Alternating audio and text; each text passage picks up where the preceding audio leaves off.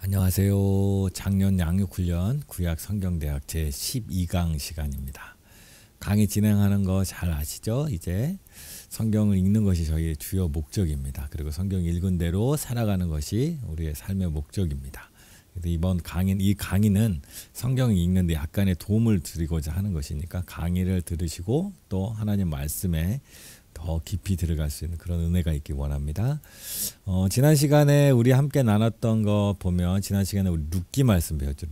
룻기의 주요 주제를 생각해 본다면 두 가지 저희가 크게 생각할 수 있는데, 하나는 하나님은 나에게 인애를 원하신다. 사랑을 베푸는 것, 내가 받은 은혜를 사람들에게 나누는 것.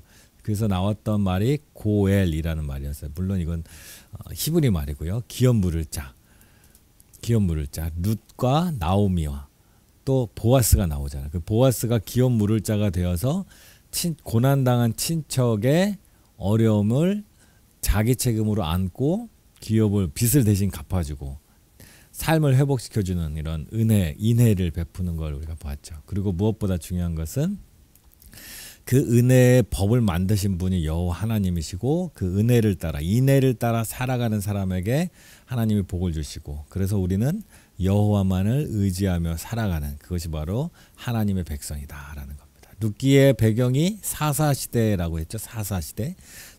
각자 자기 소견에 옳은 대로 살았던 사사시대이지만,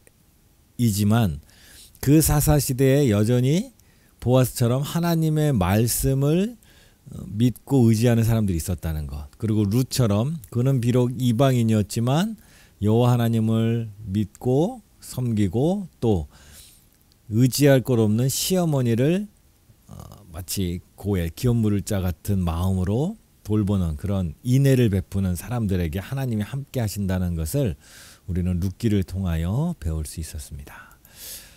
오늘 우리는 사무엘 상서를 할 텐데요. 사무엘 상서에 사무엘이 주인공이긴 하지만 내용 전체적인 주인공은 사실은 다윗이라고 볼 수 있어요. 사람으로 따지면. 그래서 다윗이 왕이 되어가는 과정 또한 사무엘 상서에 나오는데요. 다윗이 쓴 시편 23편에 여호와는 나의 목자시니라는 유명한 문구가 있잖아요. 유명한 성경 말씀. 그런 마음으로 한번 여호와는 나의 목자십니까? 라는 생각으로, 여호와는 나의 목자이신가?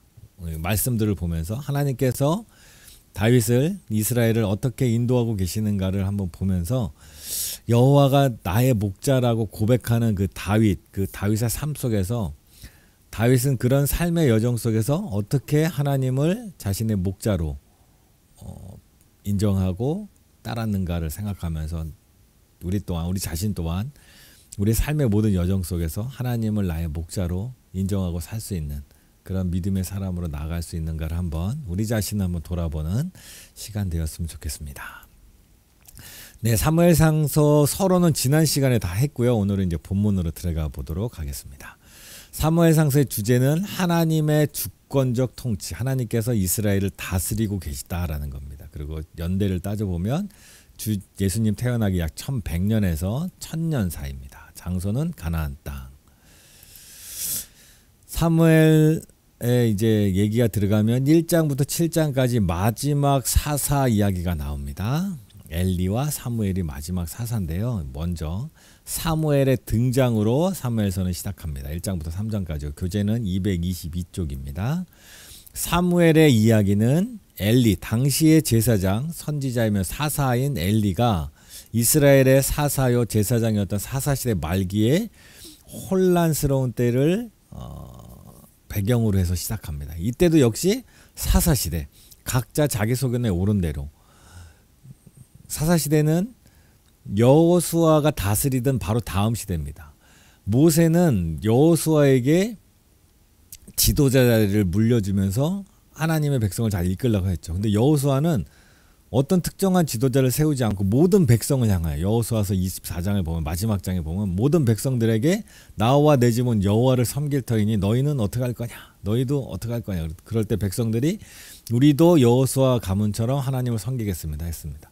그래서 이 각 지파는 각각 하나님을 섬기고 나아가야 됩니다. 그래서 사사도 전체 이스라엘을 통치하는 사사는 없었고 각 지파들을 그 지역에서 일어난 일들을 해결하려는 그런 사사들이었잖아요. 엘리는 조금 더 이제 범위가 넓어진 거예요. 전국구에 가까운, 요즘으로 말하면 전국구에 가까운 사사인데 하나님의 뜻을 받아서 말씀대로 모세처럼 여호수아처럼 하나님을 다스려야 하는 그런 시대. 그런데 사람들이 점점 하나님의 말씀이 희귀해졌다라고 성경은 말해요. 그만큼 하나님의 말씀에 민감하게 반응하지 못하는, 영적으로 점점 어두워지는 시대가 바로 이 시대입니다. 이때 사무엘이 등장합니다. 사무엘이 태어납니다. 한나가 잉태하지 못합니다. 이건 굉장히 상징적인 의미가 있는 것 같아요. 한나가 잉태하지 못한다. 결혼한 신혼부부가 아이가 없다. 아내가, 부인이, 엄마가 돼야 될 사람이 아이가 없다. 어쩌면 열매 맺지 못하는 이 시대를 대표적으로 상징적으로 보여주는 시대인 것 같아요. 이 시대는 엘리 제사장, 엘리 사사는 하나님의 음성을 듣지 못하고 한나는 아이를 낳지 못하고 뭐 이런 일들이 일어나고 있는 시대. 뭔가 온전히 바르게 돌아가지 않는 시대 이때였어요. 근데 한나는 약간의 그 당시에 한나는 믿음이나 이런 모습이 나쁜 사람이 아니라 좋은 사람이었어요. 그런데 오히려 악을 범하고 있는 사람들이 당해야 될 고난은 한나가 어떤 면에서 대신 당하고 있는 거죠. 고엘이라는 겁니다. 이것도 역전이.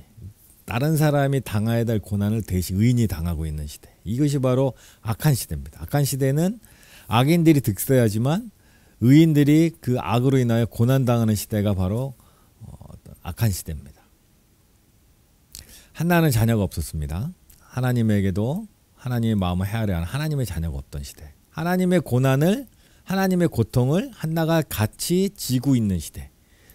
이것이 하나님이 의인들에게 어쩌면 의인들과 하나님이 함께 일하실 때 나타난 현상들이, 예수님도 마찬가지죠. 어두운 시대에 오셔서 십자가를 지시었고 많은 믿음의 선배들이, 믿음의 여정을 간 사람들이 그 시대의 아픔을 대신 지고 가는 경우들이 굉장히 많았다라는 겁니다. 사무엘상은 전투나 지도력의 위기로부터 시작하지 않고 놀랍게도 매우 사적인 가정의 문제로부터 시작합니다. 가정의 문제지만 그 시대를 상징적으로 보여주는 거죠. 아이를 낳지 못한, 잉태하지 못하는.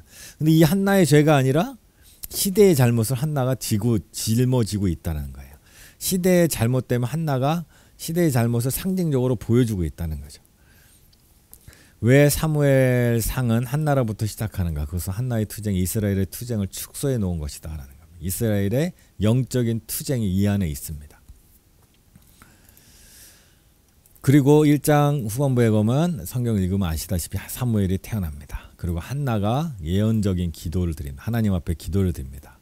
한나는 아기를 갖기를 간절히 원했어요. 당연한 시대예요. 지금과 또 다른 시대죠.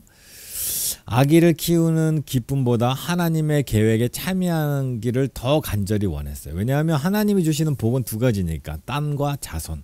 그러니까 하나님의 사람, 하나님의 복을 받았다 생각하면 과거에는 땅, 여호수아에 의해서 분배받은 땅, 지파마다 받은 그 땅, 하나님이 약속하신 땅, 모세를 통하여 약속하신 그 땅, 또 하나는 자손의 번성입니다. 땅은 있지만 자손의 번성이 이루지 못했다는 것은 하나님의 뜻 안에서 뭔가 하나님의 주시는 복, 하나님이 원하시는 삶, 그걸로 가지 못하고 있다는 걸 반증하고 있거든요. 그것이 한나를 안타깝게 하고 있었다라는 겁니다. 한나가 기쁨의 노래를 부를 때는 사무엘을 낳았을 때가 아니라 어린 사무엘을 더 높은 소명을 위해 하나님께 바쳤을 때였다. 하나님과 노래할 때 언제였냐?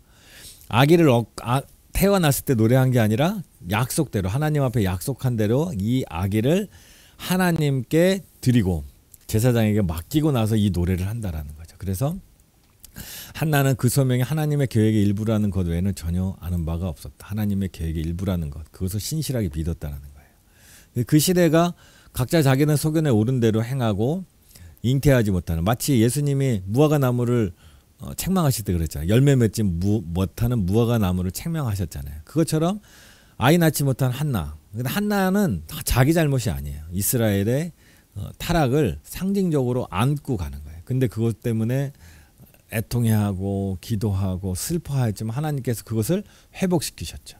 또 이것 또한 하나님이 이 나라를 어떻게 회복시키실지에 대한 상징적인 것을 보여줘요. 그러니까 한나는 그걸 보면서 기뻐하는 거예요. 자기가 아기를 낳았다는 것도 기쁘지만 하나님이 이렇게 아이 낳지 못하는 여인처럼 불쌍한 처지에 있는 이스라엘 백성에게 하나님이 소망을 주시고 새로운 열매를 주시고 새로운 미래를 허락하신다는 것을 기뻐한다라는 것. 그래서 예언적 기도라 할 수 있다라고 말합니다.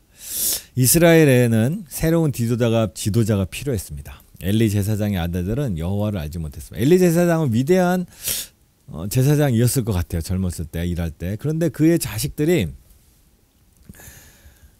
엘리 제사장처럼 하나님과 가까이 있잖아. 물론 엘리도 나중에는 하나님과 점점 멀어진다는 걸 지금 보게 되지만 엘리의 아들들이 저지른 소행은 이스라엘의 종교와 도덕이 타락한 상태를 이 또한 이 자식들 또한 이스라엘을 상징적으로 보여주는 거예요. 이 두 사람의 개인적인 타락이 아니라 이 두 사람이 이렇게 타락함에도 불구하고 그곳에서 계속 그 일들을 할 수 있었도록 문화 자체가 그만큼 타락해 있다는 거죠.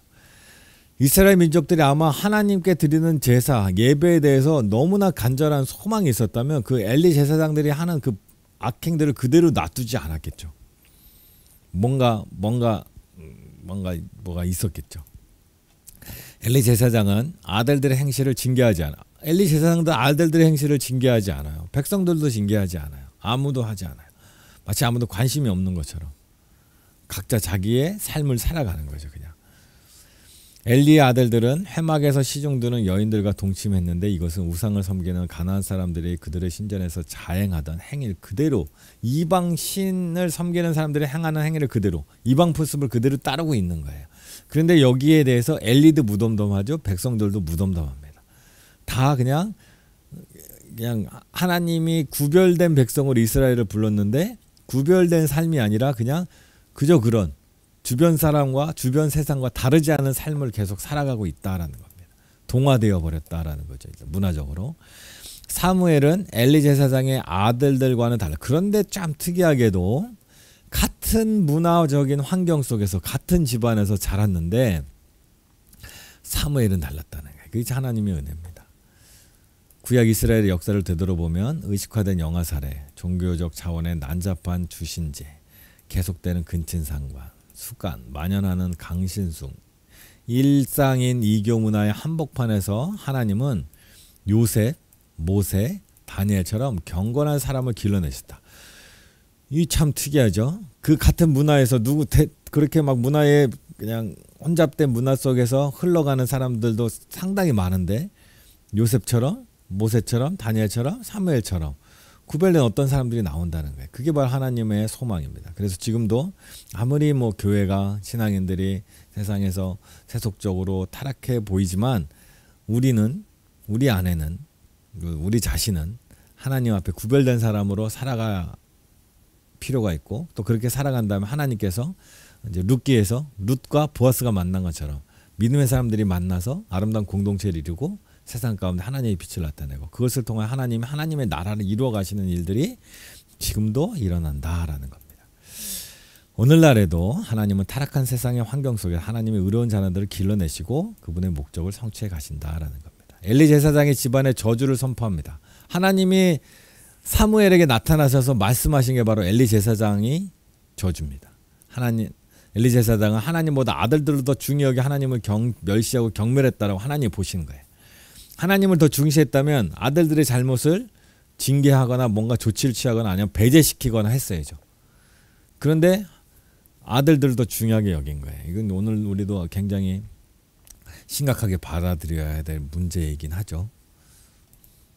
사무엘이 이스라엘의 새로운 지도자가 되었습니다. 하나님의 말씀이 엘리에게 임하지 않고 누구에게 임하여 사무엘에게 임하기 시작했어요. 그래서 사무엘이 이스라엘의 새로운 지도자가 됩니다. 이 당시의 지도자는 다른 게 없어요. 하나님의 말씀을 들으면 지도자예요.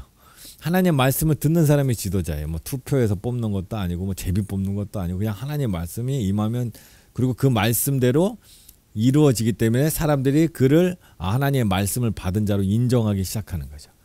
하나님의 말씀이 사무엘에게 임하고 사무엘이 이스라엘의 새로운 지도자가 됩니다. 그리고 사사 사무엘의 시대가 시작됩니다. 4장에서 7장까지가 주요 이야기인데요. 교재는 현재 224쪽입니다. 사무엘이 리더십을 발휘할 때가 되었다라는 겁니다. 사무엘이 이제 지도자로서 일을 할 때가 되었습니다. 어떤 때가 되었냐? 이스라엘이 블레셋에게 패합니다. 하나님께서 백성 가운데 머무시는 상징적인 보좌인 언약궤를 블레셋에게 빼앗깁니다. 엘리의 두 아들들이 블레셋과 싸움에서 첫 번째 싸움에서 패하자 언약궤를 가져가서 언약궤가 앞서면 이길 수 있다라고 생각을 한 거죠. 모세 때 그랬고 여호수아 때 그랬으니까. 근데 언약궤는 도구가 아닙니다. 상징이지. 하나님이 함께 하신다는 상징이지. 하나님이 함께 하시지 않는데 상징물만 갖고 있으면 그건 아무것도 아닙니다. 우상과 같습니다. 우리도 마찬가지죠. 우리가 하나님을 믿는다는 것은, 주일날 예배를 드린다는 것은 상징적인 의미가 있습니다. 실제로 우리 삶 속에서 하나님을 왕으로 모시고 하나님을 주인으로 모시고 하나님을 목자로 모시고 살면서 예배를 같은 맥락에서 드려야지. 하나님, 만약에 내가 예배를 드리지 않으면 하나님이 나에게 벌을 내리실까 봐 예배를 억지로 드린다. 이것은 온전한 믿음은 아닙니다. 조금 아직 부족하죠. 거기에서 좀 더 이제 자라나서 삶에도 하나님의 목자로 점점, 사실 이게 온전한 사람은 없어요. 저도 마찬가지고 점점 영적 훈련을 통하여 예배를 통하여 하나님께 점점 가까이 감을 통하여 점점 그러한 사람으로 되어가는 거죠. 그래서 사도 바울이 고백한 것처럼 그리스도의 장성한 분량까지 나아가는 거죠. 계속해서 나아가는 겁니다. 그런 과정이 필요해요. 신상이 있는 곳에 신이 있다는 믿음은 우상숭배는 이방인과 다를 바가 없습니다. 언약궤는 이스라엘의 마음대로 사용할 수 있는 부족과 같은 것이 아니, 마법이 아니에요. 마법이. 하나님의 임재는 순종과 신뢰와 회개에 달려있어요. 이 마법적인 것 우리 또 볼 수 있죠. 마법적인 부적처럼 쓰는 거. 뭐 예를 들면 영화에서 드라큘라가 나타나면 십자가를 뭐 드라큘라가 뭐 도망간다는 이런 마법 같은 도구가 아니에요. 우리는 하나님의 임재는 순종과 신뢰와 회개에 달려 있습니다. 순종과 신뢰, 회개에 달려 있다라는 거예요. 지금도 마찬가지예요. 하나님 앞에 나갈 때는 엘리와 그 아들들이 죽었죠. 엘리와 두 아들들이 바로 죽습니다. 하나님의 심판이 임한 거죠. 그리고 엘리는 그 소식을 듣고 의자에 넘어서 목이 부러졌어요. 하나님의 영광은 성막으로부터 떠났습니다. 영광이 떠났습니다. 그 당시의 종교 지도자인 엘리, 그의 아들들 다 거의 한날 다 죽으니까 이제 하나님이 우리를 떠났다 생각하는 거죠. 그러나 하나님의 영광은 떠나지 않았다는 겁니다. 블레셋과 그 이스라엘 백성이 언약궤의 죄를 범합니다. 언약궤를 빼앗아 가서 그 언약궤가 있음에도 자기들이 이겼잖아요. 블레셋이. 그러니까 이제 언약궤 아무것도 아닌 거고 하나님보다 자기들이 믿는 신이 바알 신이 더 뛰어난 신이다라고 착각을 한 거죠. 블레셋이 언약궤를 죄를 범합니다. 이거 뭐 초대 인류 역사가 시작되면서 이게 계속적으로 반복되는 거예요. 이거. 아담과 하와가 하나님께 범죄했잖아요. 그래서 그는 에덴 동산에서 쫓겨났잖아요. 뭐가 문제예요? 땅이 저주를 받았잖아요. 뭐가 문제예요? 땅이 문제예요? 아니요. 사람이 문제인 거죠. 지금도 마찬가지. 언약궤가 문제예요? 아니요. 사람이 문제인 거예요. 언약궤의 문제가 아니라 사람이 문제. 땅의 문제가 아니라 죄를 범한 아담의 문제인 것처럼 그런 역사는 똑같습니다. 지금도 마찬가지죠. 만약 교회가 사람들로부터 비난을 받는다. 교회 자체의 문제예요? 아니요. 그 안에 있는 사람들이 문제인 겁니다. 블레셋에 있는 언약궤에 죄를 범한다. 아스돗에 있는 다곤 신전에 법궤를 모셔두었습니다. 다곤 신이 언약궤 앞에 엎드러져 버립니다. 그렇죠? 엎드려지는 거죠. 독종이의 재앙이 아스돗 사람에게 임합니다. 법궤는 가드와 에그론을 거쳐 베스메스로 계속해서 옮깁니다. 이건 폭탄 던지게 하는 거죠. 처음에는 승리의 상징물로 가져왔는데 다섯 개의 도시 연합체가 블레셋이었어요. 뭐 가드나 에글론이나 다 베스메스나 그 도시에 처음에는 가장 그 전투에 공이 많은 도시에서 법궤를 가져갔죠. 노획물로, 전리품으로. 그런데 문제가 생기니까 다음 도시로 계속해서 떠넘기게 한 거죠. 처음에는 넘겨줄 때 받는 사람 입장엔 기분이 좋았겠죠. 적의 상징물을 가져왔으니까. 그런데 가져왔더니 문제가 생기기 시작하니까 계속 넘긴 겁니다. 그러다가 법궤가 7달 만에 결국 돌아옵니다. 더 이상 블레셋 땅에 이것을 둘 수가 없어요. 블레셋 사람들이. 이스라엘의 언약궤에 범을 저는. 그런데 돌아왔는데 이스라엘이 언약궤든 뭐든 하나님의 법에 대해서 완전히 까먹은 것 같아요. 그러니까 언약궤는 절대 들어보면 안 되고 언약궤는 매야 되고 뭐 이런 규칙들을 다 까먹은 거예요. 웬만하면. 그래서 언약궤를 열어봤다가 많은 사람들이 또 죽고 베스메스 사람들이 법궤를 열어봤다 또 70명이나 죽습니다. 사무엘의 리더십 아래 승리합니다. 사무엘이 짜잔 등장합니다. 선지자적 사역을 소개합니다. 선지자적 사역을 합니다. 언약궤가 무사히 돌아옵니다. 기라 여아림에 당당한 언약 여호와의 궤는 다윗이 예루살렘 옮기기까지 아비나답의 집에 약 20년 동안 나중에 이제 머물게 되는데요. 이스라엘이 주님께 돌아옵니다. 사무엘은 이스라엘 백성에게 다시 여호와께 돌아오라 헌신하라 라고 요구합니다. 그래서 모읍니다. 미스바에 모입니다. 미스바로 모여서 회개를 합니다. 바알과 아스다로 제거하라 요구하고 우상 숭배를 하고 이제 여호와께 돌아가자. 그게 원래 사사들이 하는 거잖아요. 우리 여호와께 돌아가자. 범죄한 이스라엘 향하여 고난당한 이스라엘 향하여 여호와께 돌아가자 하는 게 사사들의 일이잖아요. 그게 사무엘이 그 일을 합니다. 미스바로 백성들을 모읍니다. 그때 미스바로 백성들이 모인 것을 알고 블레셋 사람들이 이때가 기회다 해서 이스라엘 백성을 다 물리칠 수 있는 기회다 해서 미스바로 블레셋 연합군이 물밀듯이 닥쳐옵니다. 그때 하나님께서 그들을 물리쳐 줬습니다. 사무엘이 블레셋을 물리치고 미스바 센사에 돌을 세워 에베네셀이라 여호와의 돌, 여호와께서 여기까지 우리를 도우셨다라는 여호와의 돌을 세웁니다. 이 상징물을 보면서 이스라엘의 자손들은 하나님이 우리와 함께 하시고 우리를 도우신다라는 것을 기억하고 그 믿음으로 살아가야 되는 거죠. 그래서 에베네셀에 세웁니다.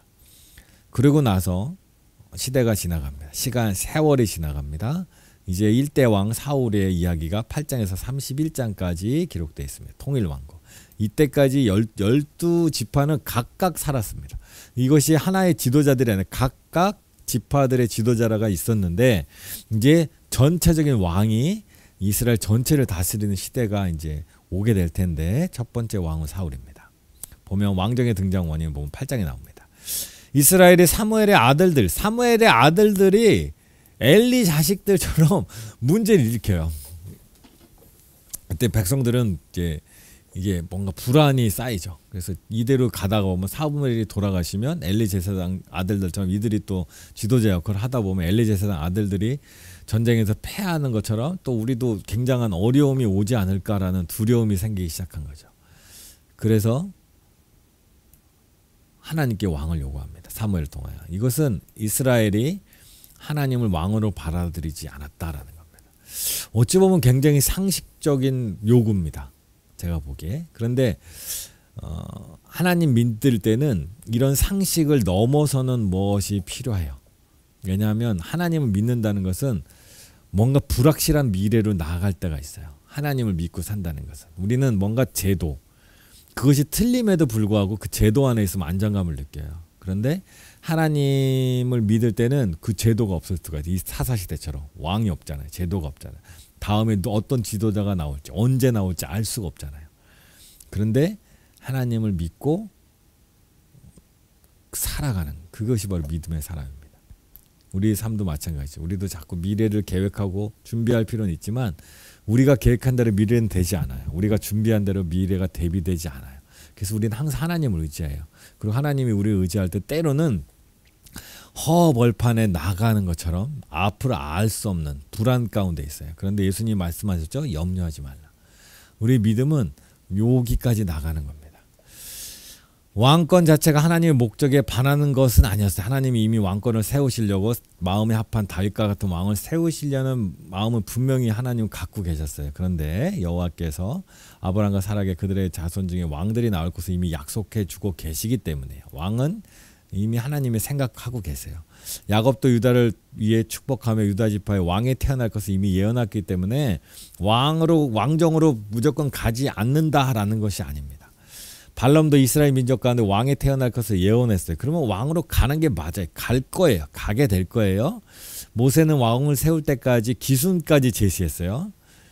하나님이 원하시는 왕은 권력보다 하나님을 더 원하는 왕, 이성관계보다 부와 업적이 주는 쾌락보다 하나님과의 동행을 더 즐거워하는, 자신의 계획을 하나님의 계획에 양보하는 그런 사람이 바로 하나님의 왕이다라는 것을 모세도 이미 예언하고 있어요. 문제는 뭐냐면 이스라엘 백성이 다른 나라들과 같이 되기를 원했다는 거예요. 하나님께서 하나님의 마음에 합한 왕을 원하는 게 아니라 다른 나라들이 왕이 있으니까 그 나라들처럼 되면 좋겠다. 다른 사람들이 이렇게 되고 있으니까, 다른 사람들이 저렇게 하고 있으니까 우리도 저런 삶이 안정되고 좋아 보인다. 막연한 거죠. 사실은 이것도. 모든 나라와 같이 우리에게도 왕을 세워주소서. 하나님이 원하시는 왕. 좀 하나님의 말씀을 알고 그랬다면 하나님께서 이미 모세 때 약속하신 그 왕을 이제 우리에게 주십시오 라고 요구했다면 하나님이 중심이고 왕은 분대. 문제는 자기들의 안정을 위하여 하나님을 도구화시키는 거예요. 자꾸 도구화. 자기 목적은 자기들의 삶의 안정. 하나님의 뜻이 목적이 돼야 하나님의 백성입니다. 하나님의 뜻 안에는 자기들의 안정, 복 다 들어있어요. 하나님의 뜻이 설 때. 하나님의 뜻이 서지 않는다는 것은 자기들의 안전만을 우선시한다는 거예요. 이건 굉장히 어떤 면에서 보면 이기적입니다. 대개의 경우 이기적입니다. 나의 안전을 구한다는 것은 다른 사람의 위협도 무시한다는 거예요. 이미 룻기에 나왔죠. 고일 이제 다른 사람의 삶에 우리는 책임이 있어요. 공동체니까. 하나님의 뜻을 구한다는 것은 나의 안전 플러스 다른 사람의 안전 또한 포함하고 있는 거예요. 그것이 바로 하나님의 뜻 안에 있는 거예요. 그런데 나의 안전을 구한다는 것은 이기적인 방향으로 흘러갑니다. 우리나라에도 왕이 원한다. 그 얘기는 사실 이제 아브라함에게 주신 복은 열방을 향한 복이잖아요. 이스라엘이 하나님의 뜻에 세워짐으로 인하여 이웃과 전쟁에서 이웃을 모두 다 먹어 전 세계를 다 통일한다. 이게 하나님의 뜻이 아닙니다. 하나님이 허락하신 그 땅 안에서 살면서 이웃들에게 하나님의 어떤 은혜, 하나님의 복, 하나님의 의 그게 전파되어서 하나님을 믿고 살아가는 나라는 이런 복이 있구나 하면서 이웃들도 하나님께 나올 수 있는 그런 은혜가 있으면 참 좋겠죠. 이스라엘은 눈에 보이지 않는 하나님보다 눈에 보이는 군사적 사법적 통치자를 원했습니다. 이스라엘은 왕이 있다면 두 가지 이점을 얻을 수 있다고 생각했어요. 첫째, 왕이 중앙정부를 다스릴 수 있을 것이며, 둘째, 아들이 정상적으로 왕위를 계승한다. 그러니까 왕이 중앙정부를 다스리고 있어서 어떤 그 변방에 문제가 생기면 왕이 군대를 소집해서 가서 해치우고 효율적이죠. 지파들끼리 있다면 지파가 약하면 외부의 침략에 방어를 제대로 못하잖아요. 그런데 중앙정부가 있다면 약한 지파가 있으면 다른 지파의 군사력을 모아서 가서 도와주고 얼마나 효율적이에요. 그리고 아들을 미리 지도자로 잘 교육시켜서 좋은 왕이 되도록 하고 매우 이상적인 생각이죠. 그러나 어느 왕정도 이렇게 그 수백 년 수천 년 동안 이런 왕으로 되지 못했어요. 우리의 역사만 봐도 그렇잖아요. 왕의 아들들이 이상한 사람들이 참 많죠. 어릴 때부터 왕 교육을 그렇게 받았음에도 불구하고, 그리고 중앙 정부가 효율적이지 못하고 부패하고 오히려 지방은 천시하고 막 이렇게 자기들의 이권만 다투고 이런 일들이 얼마나 많아요. 그런 점이 있음에도 불구하고 모르는 거죠. 안 해봤으니까. 근데 그것이 참 좋아 보이니까. 우리도 그럴 때 있잖아요.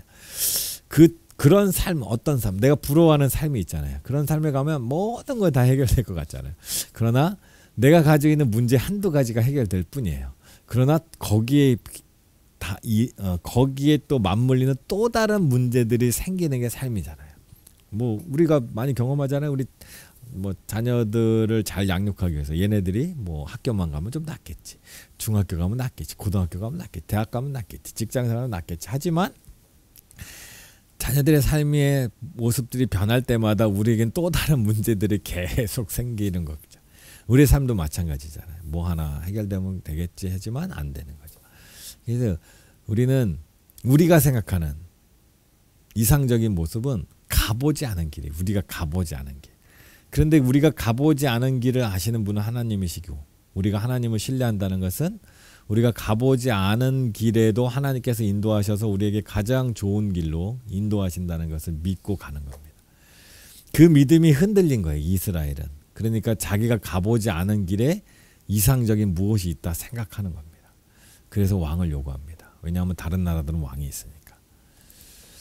이스라엘 백성들이 왕을 요구하는 동기가 잘못됐다는 거예요. 주변 다른 모든 나라들 같이 되려고 하는 것은 구별된 거룩한 나라, 제사장 나라의 독특한 정체성과 소명을 부인하는 겁니다. 이스라엘은 하나님을 왕으로 삼으면 원하는 걸 얻는다는 확신이 없었어요. 하나님을 왕으로 여기지 않는 거예요. 불안한 요소로 여기는 거예요. 백성들은 하나님께 선택하실 왕을 기다리기보다 자신들의 왕을 선택하길 원했어요. 이스라엘은 하나님의 최선에 미치지 못하는 왕을 선택하며 그들의 동기와 기준이 잘못되었던 것입니다. 사무엘이 왕을 달라는 이스라엘 백성들의 요구에 저항했던 것은 왕권 자체를 반대했기 때문이 아니라 백성들의 고집스러운 요구 때문이었습니다. 이스라엘 민족의 요구는 실제적으로 하나님을 거부하는 것과 마찬가지예요. 지금도 그렇습니다. 하나님께 자신들의 상황을 여쭈어보았다면 이렇게 응답하셨을 겁니다. 기다려라. 지금은 너희들이 원하는 바를 다른 방법으로 채워주겠다. 그러나 조금만 기다리면 최고의 왕을 세울 것이다. 지금 왕정을 시작하면 사태가 더 복잡해질 뿐이다. 하나님의 응답을 받아들이며 기다리지 보면 자기의 욕구가 바뀌거나 하나님의 때와 선택이 자기가 바라던 바가 훨씬 좋다는 것을 발견할 때가 있어요. 그렇죠. 여러분 인생에서도 그럴 때가 있어요. 옛날에는 그걸 원했지만 지금 돌이켜보면 그 원하던 것이 되지 않은 것이 참 다행이다라고 생각하는 것이 분명히 있을 겁니다. 분명히 있을 거예요. 아니면 원했던 것도 잊어버리기도 하지만 분명히 있을 거예요. 분명히 있을 거예요. 그런데 지금도 미련이 남는 게 있잖아요. 근데 미련이 남는 그것이 이루어졌다면 여러분 삶은 더 좋지 않은 결과로 갔을 확률이 많다라는 겁니다. 거의 그렇게 되었어요. 하나님께서 우리에게 최선의 것을 주신다라는 거. 사울이 등장합니다. 사무엘이 이스라엘에 경고를 하죠. 먼저 사무엘은 징병제, 세금, 높은 세금 내고 백성의 노예로 삼는 장점만 있는 것이 아니라 단점도 있다라는 거예요. 잘못된 사람이 세워지면 백성들이 노예가 되버려요. 왕이 되어서 이스라엘이 원했던 것은 왕이 자기들을 잘 섬겨줄 그런 왕, 이상적인 왕을 요구했죠. 그러나 실제적인 왕은 그렇지 못할 때가 참 많습니다. 자, 하나님께서 사울을 선택하십니다. 사무엘이 사울에게 기름을 붓습니다. 그런 일들이 있죠. 9장에 10장까지 이야기입니다. 사울은 처음에 겸손하게 시작했어요. 자질이 아주 좋습니다. 제가 보기에 자질이 아주 좋아요. 사울은 다른 사람보다 키가 커요. 어깨만큼. 당시에 아주 뛰어난 그 장수의 재질이 갖고 있어요. 이스라엘은 사울을 왕으로 추대합니다. 암몬 사람들은 길리앗 야베스를 침략했을 때 기브아의 소식을 듣고 곧바로 몰고 오던 소의 각을 떠서 각 지파에 보내면서 이 싸움에 동참할 것으로 사울이 처음에 왕이 됐을 때 반대하던 사람들도 있어요. 왜냐하면 사울에 속한 베냐민 지파가 워낙 작은 대지파가 아니라 조그만 지파였거든요. 게다가 그 중에서도 별로 유명하지 않은 집안이었어요. 별로 유력하지 않은 사람이 되었다고 해서 왕을 요구했으면 하나님이 선택해 줬지만 제비 뽑아서 했지만 그걸 또 반대하는 사람도 있었죠. 그런데 한 사건이 벌어졌어요. 길리앗 야베스에 전쟁이 일어났습니다. 그때 왕임에도 불구하고 사울은 그때 소를 치고 있었어요. 왕으로 인정을 받았지만 왕으로 세워지지를 못했던 거죠. 그때 자기가 몰고 가던 이 전쟁 소식을 듣고 자기가 몰고 가던 소의 각을 뜹니다. 소를 댕강댕강 잘라서 그 고기들을 각 지파에 보내면서 전쟁에 참여할 것을 독려합니다. 그러고 나서 전쟁에서 승리하고 이스라엘 왕으로 이제 추대되면 정식으로 이제 왕으로 올라가게 되는 거죠. 이러고 나서 사무엘은 고별사를 합니다. 자기의 사역이 끝났다는 거예요. 자기의 사사로서의 사역은 이제 왕으로 세워졌기 때문에 이 왕이 하나님의 뜻을 따라 잘 통치하면 문제가 없는 거죠. 사무엘이 이제 할 일도 없고 고별사 더 이상 죄를 짓지 말라. 하나님을 없인 여기지 말라. 하나님이 너희에게 왕을 겸손한 왕을 세워주셨으니 그와 함께 이스라엘을 하나님 나라 되도록 잘해라 라는 의미를 담고 있는 거죠. 사울 왕이 통치가 시작됩니다. 13장에서 15장의 초기 통치입니다. 사울의 초기 통치는 사울은 약 40세의 왕이 됩니다. 그런데 사울이 제사를 스스로 집리함으로 하나님을 왕으로 사울은 왕이지만 진정한 왕은 하나님이시거든요. 그 하나님의 뜻을 기다리고 순종하고 하나님의 뜻을 펼치는 게 왕이지 왕의 부수적인 역할이에요. 왕의 첫 번째 임무는 하나님의 뜻을 살피고 뜻을 따라 통치하는 거예요. 두 번째, 그거에 합당한 그걸 위배되지 않는 그거에 맞게 백성들을 돌보고 전쟁을 임하고 행정을 하고 뭐 이런 걸 하는 거예요. 그런데 사울이 그것을 어겼다라는 겁니다.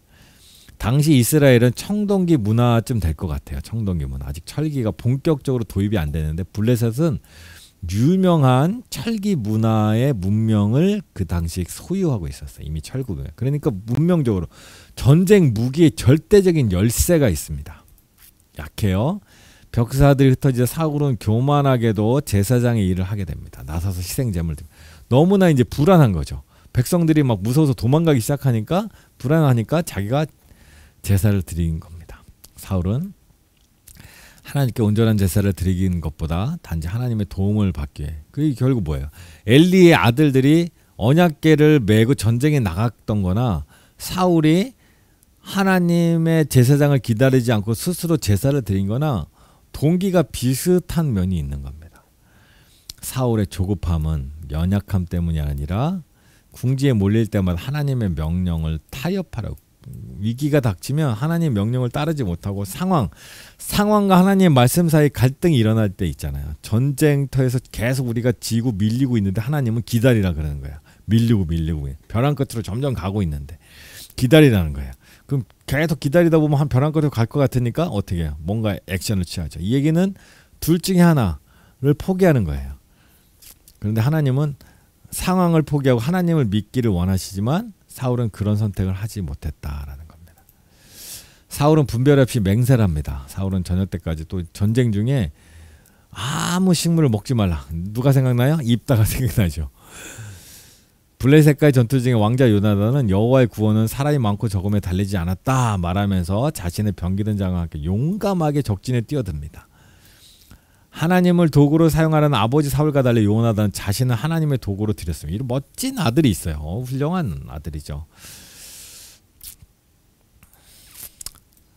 그러나 사울은 선택적으로 하나님의 말씀을 순종하고 어떤 건 따르고 어떤 건 따르지 않아요. 이게 문제입니다. 전적으로 순종해야 돼. 왕은 하나님은 아말렉 족속을 진멸하라고 명령하셨는데 사울은 아각 왕도 살려주고 빼앗은 소유물 가장 좋은 곳들을 따로 남겨둡니다. 아말렉 족속을 진멸하라고 하신 이유가 있어요. 아말렉 족속은 이스라엘의 출애굽할 당시에 대열에서 뒤처지지 않, 약자들을 쫓아가 약탈하고 괴롭혔던 민족이에요. 뭔가 약자들을 괴롭히는 아주 질이 나쁜 민족이죠. 이 민족에 어떠한 것도 남겨둬서는 안 된다고 하나님은 생각하신 겁니다. 아말렉의 소유는 정당하게 모은 것이 아니라 약한 자들에게부터 빼앗 불의한 것이었기 때문에 불의한 재물을 없애버리는 겁니다. 하나님께서 사울의 왕권을 거부하십니다. 드디어는 아니죠. 하나님께서 더 이상 사울을 왕으로 인정할 수 없습니다. 사울은 하나님 말씀에 온전히 순종하지 않았기 때문에 여호와의 말씀을 버렸습니다. 사무엘의 지적에도 불구하고 사울은 백성의 장로들 앞에, 이스라엘 앞에 자기를 높여달라고 또 요청합니다. 사울은 세상에서 가장 좋은 조건을 가지고 시작했습니다. 하지만 그는 무엇이든지 하나님께 순종하겠다고 하는 동기가 강한 사람이 아니었어요. 궁지에 몰리게 되면 원칙에서 벗어난 행동을 일삼으며 스스로 하나님의 보호하심을 떠났습니다. 그는 두려워했으며 점차 조급하고 시기심 많은 사람이 되었어요. 사울은 보통 사람입니다. 우리 같은 보통 사람. 저희도 그렇잖아요. 우리도 그렇잖아요. 믿음으로 하겠다 하지만 위급한 상황이 닥치면 지키지 못할 때가 솔직히 많잖아요. 그래도 하나님께서 기회를 주셔서 다시 도전할 수 있게 되지만 그러면서 우리는 사실 이제 점점 나아져야죠. 근데 사울은 나아질 기미가 없어요. 계속 똑같아요. 한번 이런 일이 겪으면 회개하고 돌이켜야죠. 회개하고 하나님을 신뢰하고 하나님 앞에 순종해야죠. 그 회개가 중요하잖아. 순종을 아까 나왔지만 세 가지 요소가 있잖아. 순종하고 또 뭐예요? 신뢰하고 회개하는. 그게 바로 하나님의 백성이에요. 그 우리가 잘못할 때 회개하고 다시 순종하려고 하고 하나님을 믿으려고 하죠. 근데 잘 안 되죠. 실패하죠. 또 회개하고 또. 근데 이 회개하지 않으면 더 이상 하나님을 신뢰할 수 없어요. 그리고 순종할 수도 없어요. 그러니까 회개하고 믿고 순종하는 그런 사이클로 계속 우리가 올라가야 되는데 그렇지 못했다라는 겁니다. 사울은 일이 더 잘 되려면 어떻게 해야 하는지를 물어야 하는 것이 아니라 하나님을 기쁘시게 하려면 어떻게 할지를 물어야 했습니다. 하나님의 뜻을 구해야 되는데 이 일을 해결하려고 자꾸 문제 해결에 포인트가 있는 거예요. 문제 해결을 위해서 하나님을 찾는 거예요. 그걸 하나님을 도구화시키는 거예요. 하나님을 기능적으로 만드는 거예요. 하나님을 사용하려고 하는 거예요. 하나님은 그렇게 하면 안 돼. 그렇게 대하면 되는 분이 아닙니다. 사울은 하나님을 기쁘시게 하고 자신을 기쁘게 할 길을 선택했다라는 겁니다. 사울의 실패는 군주 정치라 할지라도 적절한 사람이 왕위에 오르지 않는다면 무정부 상태보다 나을 바가 없다는 것을 백성들이 깨닫게 되는 기회가 되었다라는 겁니다. 통일왕국 제2대 이제 다윗이 등장합니다. 16장부터 28장까지 다윗의 등장 16장. 하나님께서 다윗에게 기름을 붓습니다. 왕이 이미 있음에도 기름 붓습니다. 야, 이것도 우리가 참 어려워요. 왜냐하면 하나님께서 사울 왕을 쳐서 그가 죽은 다음에 기름을 부으면 엄청 뭔가 순리에 잘 맞잖아요. 순리대로 가는 거잖아요. 근데 사울 왕은 이미 살아있고 그런 가운데 다윗에게 기름을 부었다는 게 얼마나 이게 참 하나님의 뜻은 참 알 수가 없습니다. 다윗은 이세의 8번째 막내 아들입니다. 아버지 이세조차도 일부러 불러들여 사무엘을 만나게 할 만한 인물이 못 된다고 생각한, 집안에서 봐도 별 볼 일 없어요. 그러나 하나님을 섬기는데 중요한 것은 외모가 아닙니다. 자, 이 당시의 외모라는 것은 얼굴이 잘생겼다가 아니라 등치가 크다, 힘이 세답니다. 왜냐하면 당시에 아직 청동기 시대하고 철기 초기 시대잖아요. 이 당시에는 무기가 날카롭지 않아요. 총이 있으면 총을 잘 쏘는 게 문제지 힘이 센 건 별로 중요하지 않아요. 그죠? 총이 엄청 무겁다면 모르겠지만, 근데 이 당시에 대략 무기가 삼손 시대 생각해 보면 낙이 턱뼈 같은 게 이제 주로 무기예요. 동물의 뼈. 이걸 휘둘러서 사람과 싸워야 돼. 그러니 얼마나 힘들고 무거워. 이게 무기 자체가 무겁고 힘들어요. 그래서 사울처럼 머리 하나가 큰 정도, 이 정도 등치가 되면 일단 키가 크고 등치가 크고 힘이 세잖아요. 그런 사람들이 전쟁터에 나가서 중요한 싸움을 하게 돼. 골리앗도 마찬가지잖아요. 등치가 크잖아요. 등치가 큰데 본격적으로 철기가 오면 칼이 날카로워지고 화살이 굉장히 예리해지잖아요. 화살 끝에 쇠가 촉이 있으니까. 그전엔 쇠가 촉이 없으면 나무예요. 나무면 이게 들어가서 정확하게 맞지 않으면 꽂히질 않아요. 그래서 등치가 크고 대충 갑옷을 입으면 그 사람을 물리칠 방법이 없어요. 더 힘센 사람이 가서 싸워야 돼요. 그러니 그 당시에 외모가 중요함. 어떤 외모? 등치 크고 힘센 외모. 근데 다윗은 그렇지 못했어요. 크지 않았어요. 좀 작았던 것 같아요. 그런데 하나님은 그 용모를 보지 마라. 외모를 보지 마라. 키가 작아도 된다. 그래서 사무엘의 성경을 보시면 알겠지만 사무엘이 이세의 아들들, 첫째 아들, 둘째 아들 막 나타나서 키가 크고 막 하니까 막 뭐 마음에 싹 들었잖아요. 근데 하나님은 외모를 보지 마라. 키 큰 사람 좋아하지 마라. 키가 작아도 실속 있는 다윗과 같은 사람이 있다 이거죠. 다윗은 하나님께서 기름 부으셨지만 12지파의 왕이 되기까지 약 20년의 세월이 지나갑니다. 하나님께서 선택하셨지만 왕으로 세워지기까지 약 긴 시간이 필요했습니다. 하나님께서 사울에게 하나님의 영을 거두어 가십니다. 다윗은 이세의 8번째 막내 아들이었고 아버지 이세조차 일부러 했고, 그러나 하나님은 섬기시는 중요한 것은 외모가 아니었고, 다윗은 하나님께 부름을 받으셨지만 약 15년간 세월을 기다려야 했습니다. 다윗이 골리앗을 이깁니다. 다윗이 등장하죠. 이제 고대 아프리카에서 종족 간의 전쟁을 할 때는 1대1로 싸웁니다. 이때 1대1 싸울 때 단 2명의 전사가 앞으로 나와서 대표로 싸웁니다. 먼저 상대 피를 흘리게 하고 죽인다는 얘기죠. 그래서 입장하면 피를 흘린 전사의 군대는 항복해야 합니다. 이게 이제 당시 군대 싸움의 법이었어요. 싸움의 법. 골리앗의 키는 엄청 컸어요. 네, 6.8kg에. 그러니까 힘이 세고 장대한 사람이 최고였던 시대였어요. 이스라엘 백성에게 사울은 더 나은 조건의 장수를 찾았어요. 그러나 다윗은 더 나은 조건의 장수가 아니라 큰 믿음만 있어요. 작았잖아요. 큰 믿음이. 그 당시에 골리앗과 싸우려면 골리앗만큼 커야 되는데 그런 사람이 없어요. 네. 그리고 사울이 갑옷을 빌려준다고 하는데 갑옷을 탐내지 않았어요. 그 갑옷을 원하지 않았어요. 다윗은 자기의 원래 가진 최대의 장점, 스피드. 그 당시에 스피드는 의미가 없는 시대였어요. 빨라봐야 소용이 없어요. 거인한테 잡히면 끝이니까. 아무리 빨라면 뭐야. 거인한테 잡히면 풀리고. 아무리 거인 막 주먹을 100대를 날리면 뭐예요. 거인이 꼼짝 안 하면 펀치력이 약한데 강력한 도목 한 방이 훨씬 더 중요하던 시대였기 때문에 다윗의 스피드는 별 장점으로 여겨지지 않았어요. 다윗은 거구는 아니었지만 영적인 거인이었습니다. 육체적으로는 왜소했지만 영적으로는 거장이었다라는 겁니다. 골리앗 크기의 문제에 직면하면 당신은 그 너무 커서 상대할 수 없어. 그는 너무 커서 놓칠 수 없어 라고 반응했다라는 거예요. 이건 생각의 차이죠. 지금도 마찬가지죠. 어쩌면 다윗은 새 시대의 일꾼입니다. 사울은 구시대의 일꾼이에요. 근데 당시에는 아직 새 시대가 오지 않았기 때문에 사울과 같이 구시대적인 그 시대에 합당한 일꾼이 훨씬 더 골리앗과 같이 그 시대에 합당한 일꾼이 각광받는 시대였어요. 그런데 그 시대를 앞선 다윗이 등장한 거죠. 다음 시대에나 합당한 사람이 등장하면서 시대가 변해가는 겁니다. 지금도 마찬가지죠. 기존의 지금의 질서와 지금의 어떤 상식에 합당한 모습, 또 합당한 교회, 합당한 신앙이 있어요. 그런데 하나님은 새로운 일을 해가시기 때문에 또 새로운 모습으로 나아갑니다. 지금 우리 코로나 시대에 구시대적인 질서, 구시대적인 교회의 모습은 이제 어떠면 이제 사울의 시대처럼 한계에 이르렀다라고 보일 수도 있어요. 그러면 이제 엘리가 죽었을 때 이 시대에 하나님의 영광은 떠났다, 교회는 끝났다라고 생각할 필요가 전혀 없습니다. 하나님께서는 새 시대, 이 변화의 시대, 사울의 시대, 다윗의 시대도 변화의 시대거든요. 이 변화의 시대에 새로운 일을 시작하십니다. 다윗이 등장합니다. 그 시대에는 절대 합당한 인물이 아니에요. 그런데 그 다윗이 등장함으로 하나님의 나라가 어떤 모습인지 구현되기 시작한다라는 것을 우리는 이 사무엘성을 통해서 알 수 있습니다. 다윗에게 있어서 골리앗의 넓은이만은 더 맞추기 쉬운 표적이었다. 재밌네요, 표현이.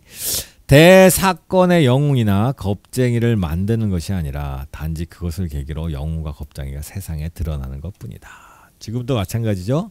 대사건이 영웅이나 겁쟁이를 만드는 것이 아닙니다. 지금도 뭐 코로나라는 대사건이 있을 때 오히려 영웅이 세상에 드러나고 오히려 겁쟁이가 시대에 적응하지 못한 잘못된 길을 가고 있는데 몰랐는데 대사건을 통해 드러나는 거죠.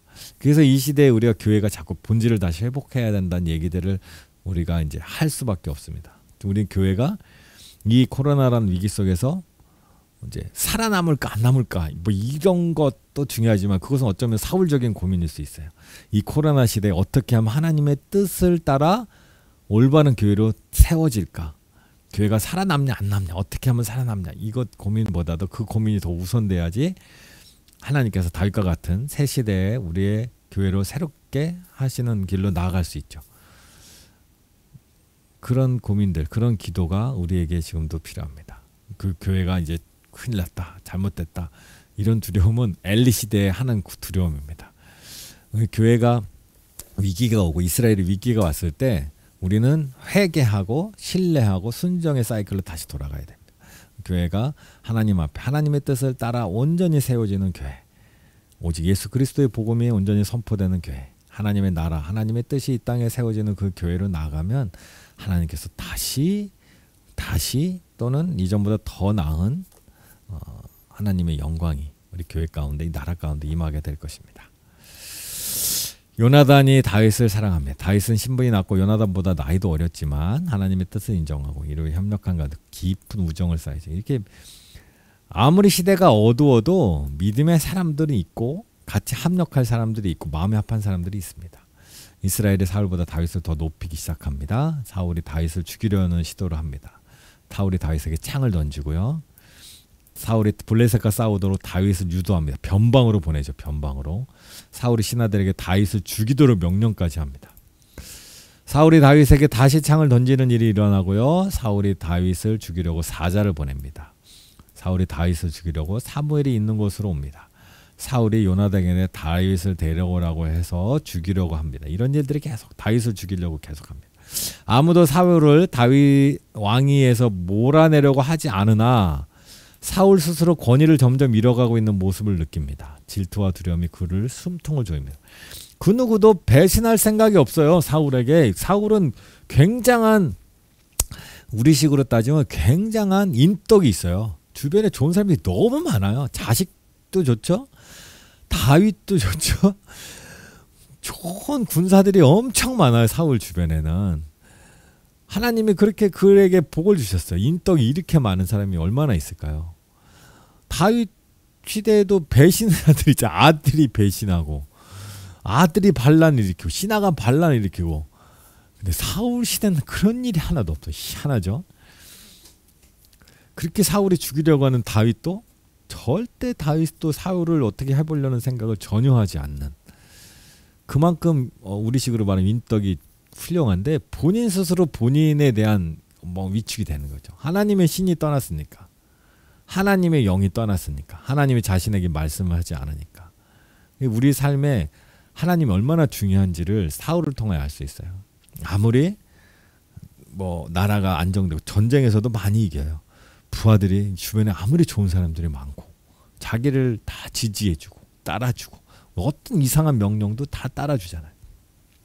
그럼에도 불구하고 하나님의 영이 떠나니까 그의 삶은 불행할 수밖에 없다는 거예요. 하나님이 우리에게 얼마나 소중한가. 반면 다윗은 주변에 사람도 별로 없고 왕이 자기를 죽이려고 하는 거예요. 반역자잖아요. 반역자. 지금 반역자가 뭔지 아시죠? 지금 시대도 반역자, 간첩, 적으로 분류되면 사형이 되거나 평생 감옥에 살아야 돼요. 사람들로부터 비난받고요. 가족들은 얼마나 처참한, 얼마나 힘든 삶을 살아야 돼요. 그럼에도 불구하고 다윗에게는 뭐가 있어요? 하나님이 계셨잖아요. 모든 것을 다 갖췄는데 하나님이 없는 사울과 주변에 정말 연약한, 주변에 뭐 400명, 600명의 군인들이 있었지만 그 사람을 의지하고 살아가기엔 너무 연약하죠. 왜냐하면 수만의 대군이 있는 왕과 대척에 있는데 400명이 무슨 의미가 있습니까? 600명이 무슨 의미가 있어요? 전쟁 한번 붙으면 끝나는 거예요. 그 연약한, 의지할 것 없는, 세상에 의지할 것 없는 그 연약한 가운데 하나님이 있는 다윗. 그 둘 사이 우리는 어떤 삶을 추구할까요? 하나님도 있고 모든 걸 다 갖춘 삶을 추구하겠죠. 그러나 삶은 우리에게 모든 것을 허락하지 않을 때가 있어요. 그럴 때 우리는 그런 상황에서 하나님을 추구하면 결국 다윗처럼 결국 하나님을 쫓아가면 다 얻게 된다는 게 하나님의 말씀입니다. 하나님이 없으면 그 모든 것도 순간 다 사라진다는 게 바로 하나님의 역사입니다. 사울이 그랬잖아요. 다윗은 20살도 채 안 된 나이에 10여 년의 도피생활, 약 15년 정도 되겠죠. 15년, 10여 년의 도피생활을 시작하게 된다라는 거예요. 망명생활을 하는 다윗을 보겠습니다. 제사장은 다윗을 보호해 줍니다. 왜냐하면 하나님의 기름 부은 자인지 알았는지 모르겠지만 일단 다윗 자체가 너무 이제 하나님 앞에 신실하고 왕에게도 충성된 종이었기 때문에 제사장 아히멜렉은 골리앗의 칼과 떡을 조금 제공해 주었습니다. 그런데 다윗은 도망가다가 미친 채 하는 일도 있죠. 블레셋으로 피합니다. 적군으로 피하죠. 가드왕 아기스가 신하들이 다윗을 골리앗 죽인 자로 알아보자 미친 척하면서 겨우 도망 나옵니다. 다윗이 광야에서 군대를 조직합니다. 군대를 조직하게 되죠. 다윗이 아둘람으로 도망갔을 때 사울의 군대는 직업군이었지만 다윗의 군대는 가족과 무리한의 때로 구성된 작은 무리. 가족들이 다윗이 이제 왕의 적으로 되니까 가족들을 살 수가 없잖아요. 가족들 다 도망오고요. 또 그때 그 나라에서 범죄자로 취급받는 사람들 중에 일부가 400여 명이 다윗을 찾아옵니다. 사울이 여호와의 제사장들을 죽입니다. 다윗이 블레셋을 공격합니다.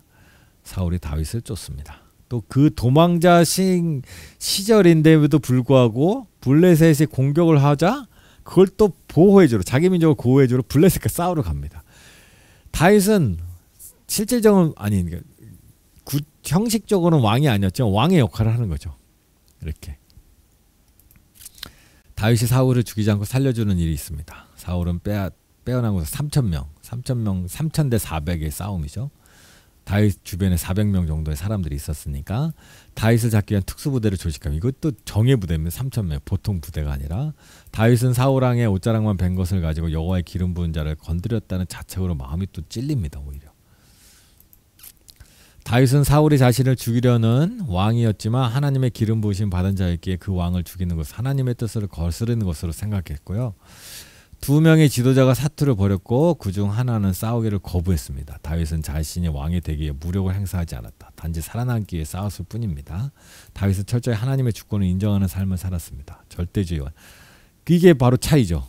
사울 같았으면 다윗 입장에서는 사울을 죽였을 거예요. 왜냐하면 그것이 벼랑 끝에 몰릴 때 아까 제가 말씀드린 벼랑 끝에 몰리고 하나님의 뜻, 하나님이 세우신 왕이라는 어떤 믿음이 있고 그 왕이 자기를 죽이려고 해요. 어떻게 해요? 하나님이 세우신 왕이라는 걸 무시하면 그 왕을 죽일 수 있어요. 근데 하나님이 세우신 왕이라는 것을 세워놓으면 이 왕을 죽일 수 없는 거예요. 그러니까 아까 전쟁 중에 사울은 벼랑 끝에 몰리는 상황과 하나님을 기다리라는 상황에서 하나님을 기다림을 포기하고 벼랑 끝의 상황을 해결하죠. 현실적인 문제를. 결국 그것이 문제죠. 왕으로서 그러면 안 됩니다. 근데 다윗은 벼랑 끝에 몰리는 상황이 됐고 그 왕을 사울 왕을 하나님이 세우셨다. 기름 부으셨다는 것을 인정하는데 벼랑 끝에 몰리는 상황을 놔두고 하나님이 기름 부으셨다는 것을 따라가는 삶을 산 거예요. 결국 그것이 승리의 길이라는 겁니다. 인생의 승리의 길. 대적 사울도 다윗이 왕 될 것을 인정합니다. 알아요. 아는데 안 되는 게 우리랑 비슷하죠. 아는데 못해요. 이렇게 하면 안 되는 걸 하는데 그걸 하고요. 이렇게 해야 되는 걸 알면서 그걸 안 하는 게 우리랑 사울은 우리랑 비슷해요. 저랑 비슷해요. 사사 사무엘이 돌아가십니다. 25장쯤 됐을 때 다윗이 아비가일과 결혼하는 일을 25장에 기록되어 있어요. 나중에 아비가일은 다윗의 부인, 정식 부인 중에 한 명으로 왕궁에 들어오죠. 다윗이 다시 한번 사울을 죽이지 않고 또 살려집니다. 2번. 세 번째는 어땠을까요? 우리나라에도 3세번이라는 게 있잖아요. 근데 3번의 기회는 없어요. 하여튼 2번까지 다윗은 거부합니다. 근데 제가 보기에 성경을 읽어보시면 알겠지만 첫 번째는 살짝 고민한 것 같아요. 첫 번째 죽을 기회가 있었을 때. 근데 2번째 이후는 완전 마음을 굳혀요. 다윗은 하나님의 타이밍, 하나님의 때를 기다리는 법을 이때 배웁니다. 그걸 선택하는 거. 하나님의 때를 기다리겠다. 나는 하나님의 법을 따르겠다. 선택하겠다. 기다립니다. 대적 사울도 자신의 잘못을 인정하지만 어쩔 수 없어요. 그리고 10항마지에 있었던 일입니다. 이것들은 다윗의 주변 사람들에게 미치는 영향력을 볼 때 그 인격의 강인함을 느낄 수 있는 사건입니다. 그는 어떤 신뢰를 쌓죠. 부하들 입장에서 이 부하들에게 보면 이게 신뢰가 있는 거죠. 왜냐하면 적을 죽일 수 있는 기회가 있지만 죄송합니다. 하나님의 말씀을 더 우선시하는 거예요. 그러니까 저 다윗이라는 사람은 하나님의 말씀이라면 자기가 죽어도 따를 만한 사람이다. 그러니까 하나님의 뜻 안에 있는 사람이다. 하나님의 어떤 말씀을 절대 벗어나지 않을 사람이다. 그러면 그 사람의 미래나 그 사람의 행동을 우리는 예측할 수가 있어요. 저 사람이 어떻게 살아갈 것인지. 그러면 그 사람에 대한 신뢰를 할 수 있죠. 근데 변덕스러워서 어떨 때 하나님의 뜻이라고 하면서 하고 어떨 때는 이 상황이 이러니까 이렇게 하고 이런 사람은 어떻게 믿어요? 이런 지도자를. 지킬만 하면 이거 이거 자기 편이죠. 모든 게 다. 하나님의 뜻을 선택적으로 순종한다는 것은 이것이 하나님의 뜻이라고 순종하는 게 아니라 그것이 자기에게 유리하기 때문에 순종하는 거예요. 사람들 그런 사람도 있죠. 어떨 때는 자기한테 좋은 걸 하나님의 뜻이라고 하면서 따라요. 그리고 하나님의 뜻이라고 말해놓고선 다음에는 또 상황이 바뀌었으니까 하면서 또 이렇게 해요. 이런 사람을 어떻게 믿고 따라요. 지도자라서. 특히 전쟁터에서 목숨을 걸고 따를 수 없어요. 근데 다윗은 그런 사람이 아니에요. 하나님의 뜻 앞에서 자기의 목숨의 위험함도 감내할 수 있는 신실한 사람이에요. 신뢰할 수 있는. 하나님을 온전히 믿는다는 것은 사람한테도 신실함이 있는 사람이다라는 겁니다. 인내는 하나님께 자신이 정한 기한 내로 괴로운 처지를 해결해 주셔야 한다고 매달리지 않으면서 묵묵히 그 처지를 받아들이는 것입니다. 인내는 염려하지 않고 기다리는 거예요. 이게 믿음입니다. 믿음의 가장 중요한 요소가 염려입니다. 염려. 그리고 또 하나가 있다면 회개입니다. 믿음은 회개하는 게 믿음이고 염려하지 않는 게 믿음입니다. 다윗은 블레셋으로 피신합니다. 왜 피신하겠어요? 자기는 이제 이 땅에서 살 수가 없어요. 왜? 사울을 만나도 죽일 수도 없어요. 전쟁도 제대로 할 수 없어요. 이 땅에서 계속 피해 다니다가 언젠가 사울한테 걸려요. 그런데 자기는 사울을 죽일 수 없어요. 어떻게 해요? 이 땅을 떠난 수밖에 없어요. 적군 블레셋으로 피난을 갑니다. 피신합니다. 망명을 가는 거죠. 다윗은 사울이 저지른 블레셋까지 자신을 추격하지 않으리라 생각하고 블레셋을 침략한다는 것은 블레셋까지 쫓아온다는 것은 블레셋까지 전쟁을 감내한다는 건데 사울은 그런 사람이 아닙니다. 다윗은 600명의 군사들 이끌고 시글락에 정착하게 됩니다. 사울 왕의 최후가 28장에서 31장에 기록되어 있습니다. 하나님께서 사울에게 응답하지 않으십니다. 사울이 영매를 찾아가. 그렇죠. 하나님께서 응답하지 않으면 응답할 때까지 끝까지 기도해야죠. 그것이 하나님을 신뢰하는 거죠. 그러나 사울은 그런 사람이야. 이전에도 끝까지 못 기다리고 자기가 제사를 지냈잖아요. 똑같아. 변하지 않아요. 처음부터 끝까지 변하지 않는 사람이에요. 이때 하나님 응답하지 않아요. 응답하지 않으시니까 어떻게 해? 계속 기다리면서 그 응답을 기다리죠. 죽기까지 벼랑 끝에서 마지막 발을 떼기까지. 아니 어쩌면 응답하지 않으면 하나님이 나를 여기서 죽으라고 하는구나 하고 순종하고 나가는 게 그것이 진정한 믿음의 지도자입니다. 그것이 순교죠. 그런데 사울은 영매를 찾아갑니다. 귀신 점치는 여인을 찾아가죠. 사울은 하나님을 떠나 신비한 점수를 의지하고 다윗이 사울과 싸우는 상황은 다윗은 사울과 싸워야 될 상황을 피합니다. 다윗이 거하던 시글락이 아말렉에 약탈당하는 일이 벌어지죠. 시글락이 아말렉의 공격을 패하게 되고 다윗과 구하던 아말렉을 추격하며 물건들을 되찾아옵니다. 아말렉을 추격하지 않고 남아있던 사람들에게 전리품을 동일하게 나눠주는 아주 관용적인 모습도 보이죠. 다윗의 도피 생활은 이스라엘의 왕으로서의 능력을 키운 하나님 훈련, 결과적으로 보면 하나님 훈련소예요. 온갖 일을 경험하면서 그런 일들을 경험하면서 자기의 목숨보다 어쩌면 아브라함이 창세기 22장에서 하나님께서 아브라함에게 내 아들을 번제로 드리라 하잖아요. 그때 아들보다 하나님이 더 사랑한다라는 것이 증명되는 장면들이 있잖아요. 다윗도 2번에 걸쳐서 사울 왕을 죽이지 않음으로 인하여 자기의 목숨보다 하나님의 율법을 말씀을 더 소중하게 여긴다는 것이 증명된 거예요. 그런 과정들을 겪으면서 다윗은 통치하면서 자기의 유익보다 하나님의 뜻을 더 구하는 사람이 됩니다. 그런 왕으로 훈련받는 거예요. 그렇게 우리는 훈련받는 거예요. 인생이 삶이 저도 보면 이렇게 훈련받는 거예요. 점점 고난이 때로는 오고 어려움이 오고 뭔가 어려운 선택을 해야 되는 순간들이 와요. 이때 상황을 따라갈 것이냐 믿음을 따라갈 것이냐. 믿음을 따라갔더니 더 나쁜 상황이 올 때도 있어요. 그렇죠. 그런데 아이고 괜히 그랬네 하면 안 돼요. 믿음을 따라갔는데 더 어려운 상황이 왔는데 그걸 견뎌내는 게 믿음이에요. 그러면 하나님께서 결국 그것 때문에 그것을 토대로 우리의 믿음을 인정해 주시고 그것을 토대로 우리에게 하나님의 일 또는 하나님의 원하시는 그런 것으로 우리를 계속 이끌어 가신다는 거예요. 결국 다윗은 사울을 죽이지 않았기 때문에 망명을 해야 돼요. 나쁜 상황이 됐죠. 아마 사울을 죽였으면 왕이 될 수도 있어요. 더 쉽게 왕이 되었겠죠. 그러나 그것 때문에 아마 다윗은 평생 고민했을 거예요. 자기 목숨보다 하나님의 말씀을 더 소중히 여기는 다윗이라면 하나님 안에서 살아가지만 어떤 때는 하나님의 말씀을 따라서 사울을 죽이지 않고 어떨 때는 하나님의 말씀이 있음에도 상황을 따라서 사울을 죽였다면 그는 평생 그 갈등 속에서 아마 사울처럼 고뇌하는 왕이 되었을 거예요. 근데 다윗은 끝까지 그 말씀을 지켰어요. 그것 때문에 더 어려운 일이 닥쳤지만 마치 롤러코스터처럼 쭉 내려갔지만 그것 때문에 더 큰 힘으로 올라가는 그런 일들이 일어난다라는 겁니다. 사울 왕이 죽습니다. 다윗이 죽이지 않아도 때가 되었더니 죽어요. 사울과 그의 세 아들이 블레셋과의 전투 중 길보아 산에 죽었어요. 이걸 한번 생각해 보면 뭐 이제 역사는 가정은 없지만 만일 다윗이 2번째 사울 왕을 죽였다면 결국 그는 누구와 싸워야 될까요? 아들 요나단과 싸워야 돼요. 사울의 가장 유력한 후계자가 요나단이었잖아요. 그럼 요나단은 자기 아버지를 죽인 다윗을 가만히 놔둬요? 놔둘 수 없죠. 그러면 그렇게 깊은 우정을 싸웠던 요나단과 다윗이 싸워야 돼요. 얼마나 불행한 역사가 될 것 같아요. 그런데 사울과 요나단 그 아들들이 다 전쟁에서 죽습니다. 활 쏘는 자의 활에 맞아 중상을 입자 자기 칼에 엎드려 자결합니다. 이러면서 사무엘상이 끝납니다. 자, 오늘 사무엘상이 오늘 나에게 주시는 이유, 나에게 어떤 말씀을 주셨는지 한번 생각해 보시고요. 함께 정리하면 3가지 포인트를 한번 생각해 볼 수 있어요. 우선 다른 나라들과 같이 되지 마. 다른 사람과 같이 되지 마라.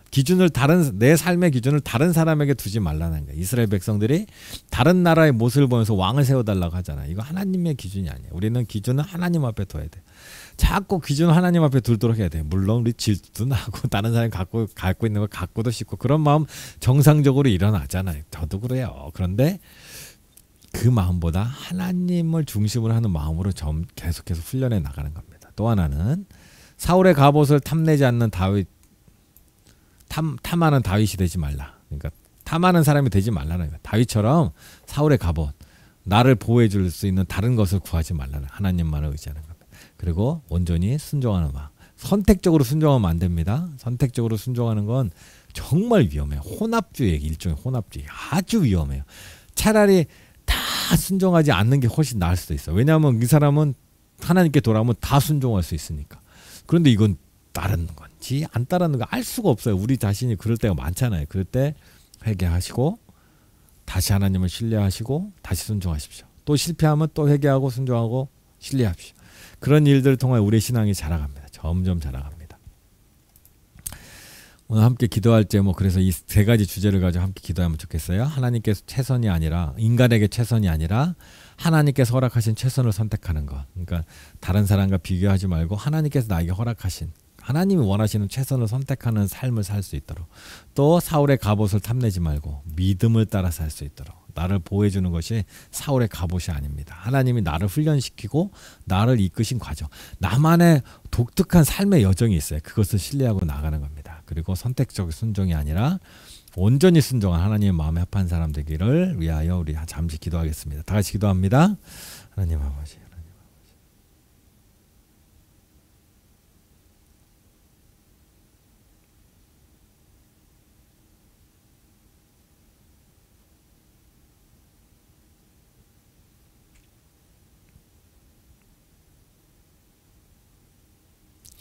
제가 잠시 기도하겠습니다. 하나님, 한 학기 동안 주의 말씀을 함께 읽고 또 공부하고 주의 말씀을 따라 우리의 삶을 고민할 수 있도록 인도하심을 감사드립니다. 기도할 수 있도록 인도하심을 감사드립니다.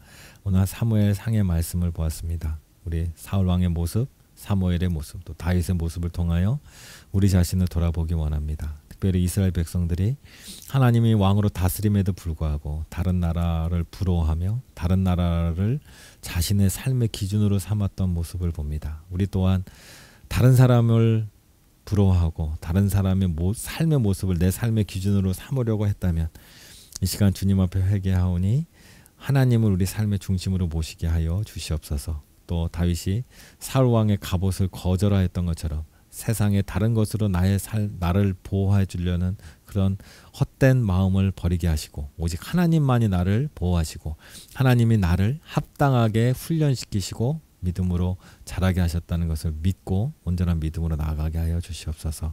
주님께서 우리와 함께 하심을 믿게 하여 주시옵소서. 하나님의 도우심만을 바라고 나아갈 수 있도록 하나님 역사하여 주시옵소서. 오직 하나님만이 우리의 삶의 주인이시고 왕이심을 고백하게 하여 주시옵소서. 선택적으로 하나님 믿는 것이 아니라 나를 위하여 하나님을 선택하는 것이 아니라 하나님이 원하시는 모습으로 나아감을 통하여 주님을 우리의 참 왕으로, 주님을 우리의 참 주인으로 모시는 그런 믿음의 사람 되도록 주여 함께하여 주시옵소서. 우리 구주 예수 그리스도 이름으로 기도드립니다. 아멘. 네, 공지사항, 마지막 공지사항입니다. 구약 성경대학 1학기를 이뤄서 종강을 합니다. 박수. 수고하셨습니다. 이게 공부한다는 게 쉬운 일은 아닌데요. 수고하셨습니다. 유튜브에 당분간 시청 가능하오니 필요하실 때 참조해 주시기 바라고요. 시청하시고 성경 읽느라 매우 애쓰셨습니다. 정말 애쓰셨습니다. 모든 시간들이 하나님의 은혜로 풍성한 열매 맺기를 저도 기도하겠습니다. 감사합니다. 다음에 또 뵙도록 하겠습니다. 감사합니다.